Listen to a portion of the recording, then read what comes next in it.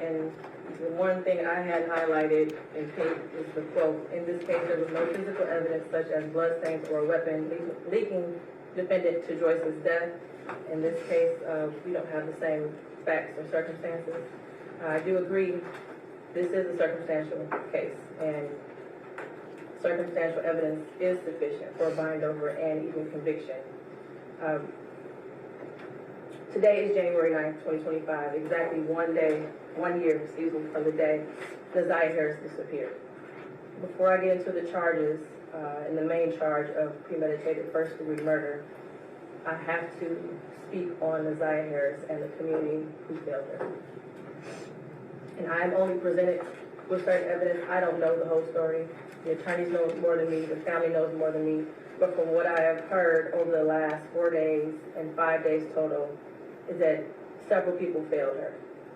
I don't know where her mother is. I don't know anything other than that she was forced to live in a home where she was not protected or given the adequate attention and love.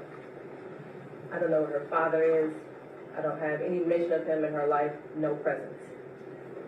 To Cordell, aka King, and all the men who saw Jarvis Butts hanging out and always around these young girls, including Neziah, and his 9-year-old daughter going up to the shop to clean up the shop. The school counselor who never showed up, or the person who was supposed to show up if that counselor was absent, after Neziah was on the floor on the day she went missing, saying that she needed to speak to someone and speak to a counselor. There's no mention of CPS, but I wonder what their involvement was over the years, because this was not just a 1-year thing. There are text messages at least from 2022. To her adoptive grandmother, Annette Harris, whose testimony, in my opinion, was very questionable. I understand why the people put her on the stand to establish Neziah's residence and the houses on Bedford and the regular routine, to establish also that Neziah was not a runaway child, that she was not a bad kid. I do believe she adopted Neziah. I do believe that she had 6 kids in the house. I believe that Neziah had on a dark hoodie the day she went missing, and that she had on red and black Nikes that day. What is hard to believe is that the defendant never came into the house as she testified. And there was also a minor that testified that he did as well. Text messages that show between him and Neziah that he did. In the basement, saying he was going to the shower, stealing her panties. He was always lurking around that house and asking for Janiyah and Zaniyah, from what I know. I even thought about the breakfast routine and saying that all the kids like eating breakfast at school. Did they have a choice? I don't know. But to always send those girls up there to clean up the shop raises questions.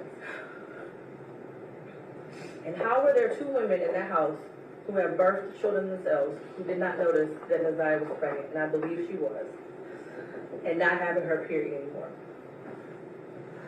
But then after hearing text messages today, begging Jarvis for pads as if she didn't have anyone else to give them for her.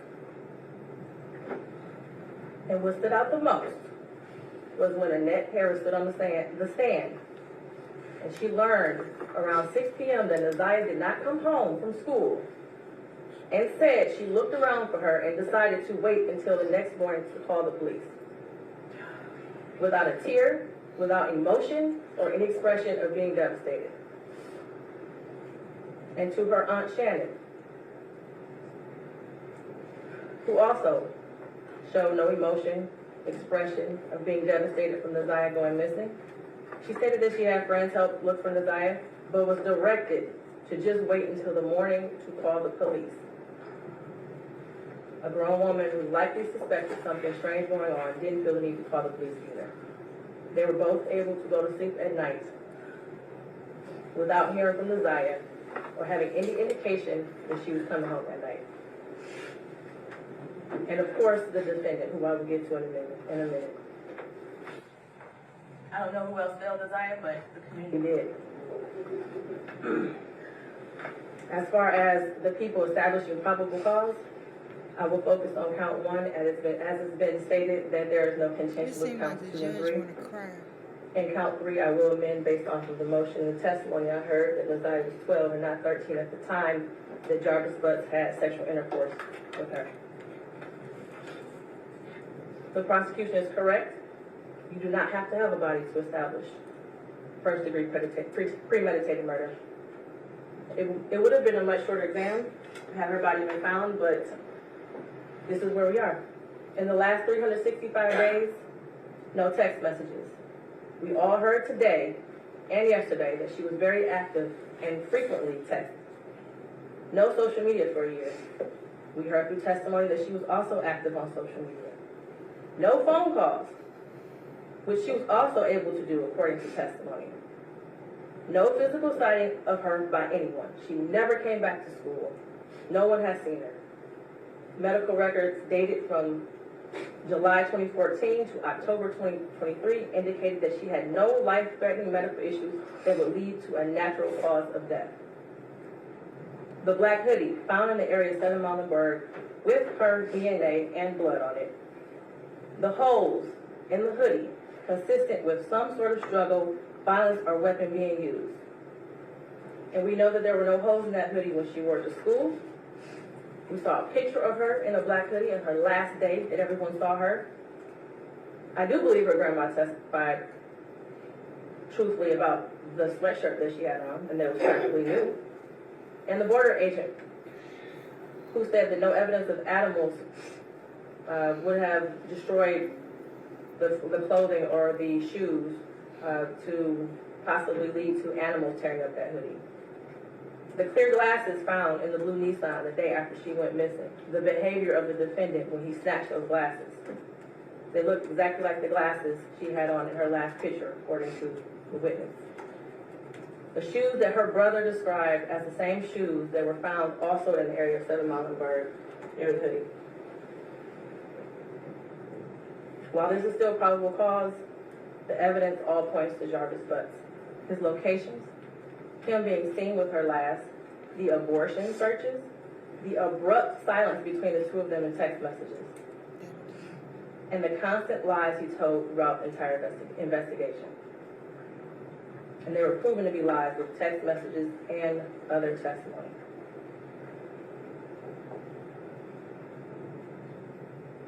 We may never know what happened, but from what I heard today and over the last 4 or 5 days, it appears he intended to perform what he thought was a do-it-yourself abortion on Naziah and went south, and instead of seeking medical attention for her, he intentionally killed her and tried his best to cover it up.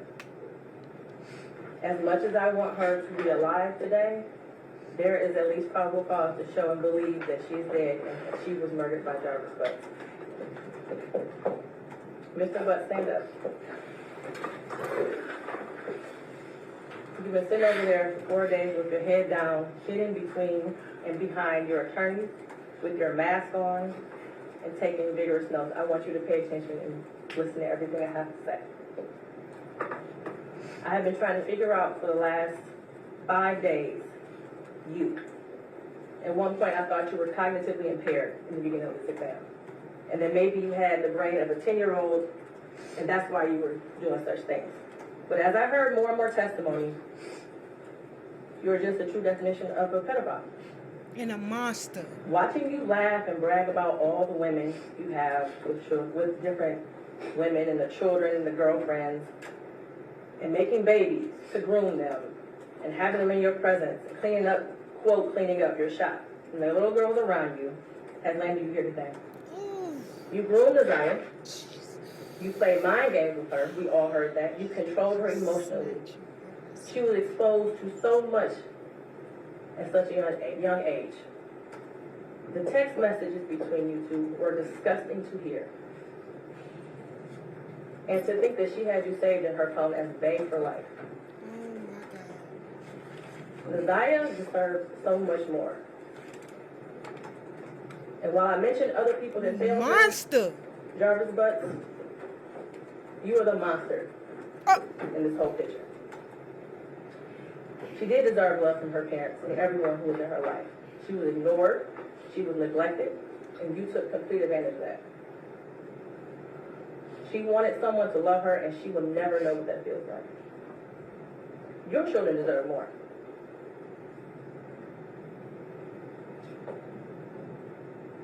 As much as defense counsel has raised issues on count one, all that has done is raise the question of fact for the trier of fact, which means that this will be for a jury or judge to hear in Third Circuit. I pray for the healing of all the victims and the young girls and possibly boys who have come into contact with you. As a community, we should look at this case as a prime example of how much work we have to do when it comes to protecting our children and especially our Black girls. I pray for closure and healing for all those who have been traumatized by you. And for you, Jarvis Butts, I wish you a speedy trial in the head of and that you? justice be delivered. Monster. Your bind over date is January 16th at 9 o'clock a.m.